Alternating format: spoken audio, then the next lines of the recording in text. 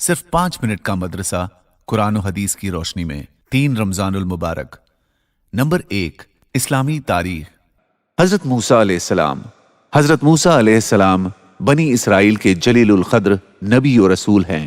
فرعون نے ان کی پیدائش کے ڈر سے بنی اسرائیل کے ہزاروں بچوں کو قتل کرا دیا تھا، مگر اللہ تعالیٰ نے ان کی پرورش خود اس کے شاہی محل میں ایک شہزادے کی طرح کرائی۔ حضرت موسیٰ علیہ السلام جوانی کی عمر میں مصر چھوڑ کر مدین چلے گئے۔ وہاں حضرت شعیب علیہ السلام سے ملاقات ہوئی، جنہوں نے ان کی امانت داری اور اچھے اخلاق و عادات کو دیکھ کر اپنی بیٹی صفورہ کا نکاح کر دیا۔ جب وہ مصر لوٹتے وقت طوٰ کی مقدس وادی میں تھے تو اللہ تعالیٰ نے نبوت اور معجزے عطا فرمائے اور حکم دیا کہ مصر جا کر فرعون کو ایمان کی دعوت دو، اس نے ملک میں ظلم و ستم اور فساد پھیلا رکھا ہے۔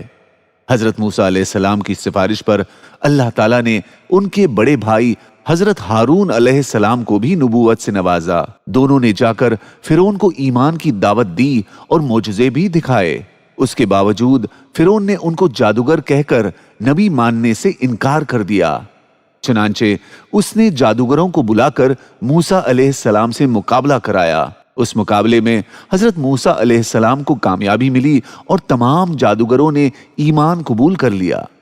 جب فرعون کا تکبر اور نافرمانی حد سے بڑھ گئی تو اللہ تعالیٰ نے اس کو اور اس کی قوم کو دریا میں غرق کر دیا۔ نمبر 2، اللہ کی قدرت، پانی کا انتظام۔ پانی اللہ تعالیٰ کی بہت بڑی نعمت ہے جس پر سارے جانداروں کی زندگی کا دار و مدار ہے۔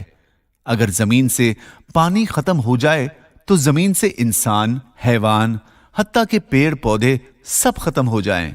لیکن یہ اللہ تعالیٰ کی بہت بڑی قدرت ہے جس نے سمندروں کی شکل میں پانی کا بہت بڑا ذخیرہ جمع کر رکھا ہے، پھر وہاں سے بادلوں کی شکل میں پانی کو اٹھا کر سوکھی زمین کی طرف برساتا ہے اور پھر اس پانی کو زمین کے اندر ذخیرے کے طور پر جمع کر دیتا ہے، جس سے پیڑ پودوں کو پانی ملتا ہے، جس سے انسان خود پیتا ہے اور اپنی کھیتیاں سیراب کرتا ہے۔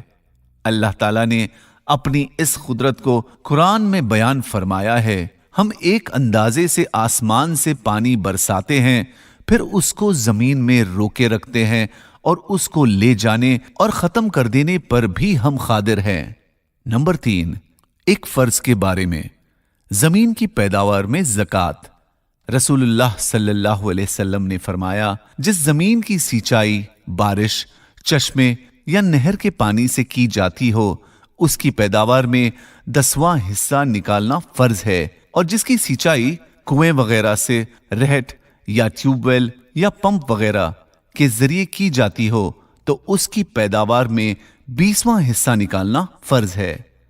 نمبر 4، ایک سنت کے بارے میں، دودھ پینے کے بعد کلی کرنا۔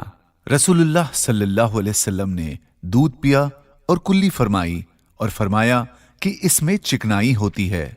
نمبر 5، ایک اہم عمل کی فضیلت، خزانچی کا باخوشی صدقہ دینا۔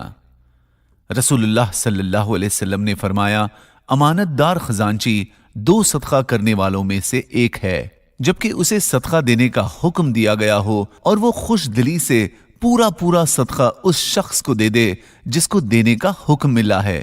نمبر 6، ایک گناہ کے بارے میں، غیبت کرنے کا عذاب۔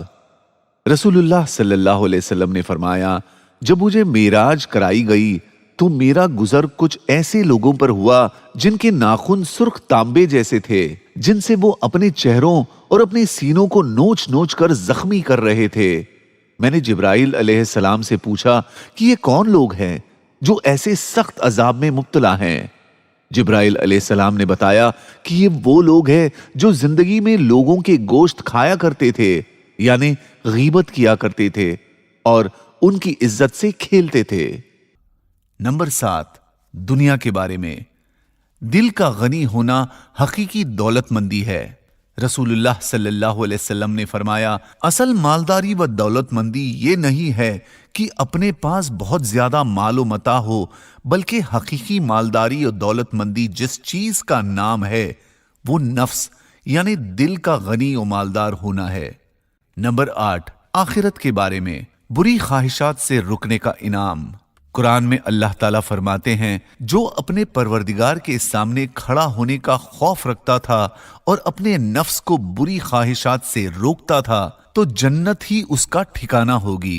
नंबर 9, तिब्बे नबवी से इलाज। 2 चीजों के अलावा हर बीमारी का इलाज। रसूलुल्लाह सल्लल्लाहु अलैहि वसल्लम ने फरमाया, तुम लोग दवा करो, इसलिए कि अल्लाह ताला ने तमाम बीमारियों की शिफा उतारी सिवाय मौत और बुढ़ापे के। नंबर 10, कुरान की नसीहत। फजूल खर्ची और कंजूसी दोनों से बचो। कुरान में अल्लाह ताला फरमाते हैं, और ना ऐसे कंजूस बनो कि अपने हाथ को गर्दन से बांध कर रखो, और ना ऐसे फजूल खर्च बनो कि हाथ को बिल्कुल ही खुला छोड़ दो, जिसके नतीजे में तुम्हें काबिले मलामत और कंगाल होकर बैठना पड़े।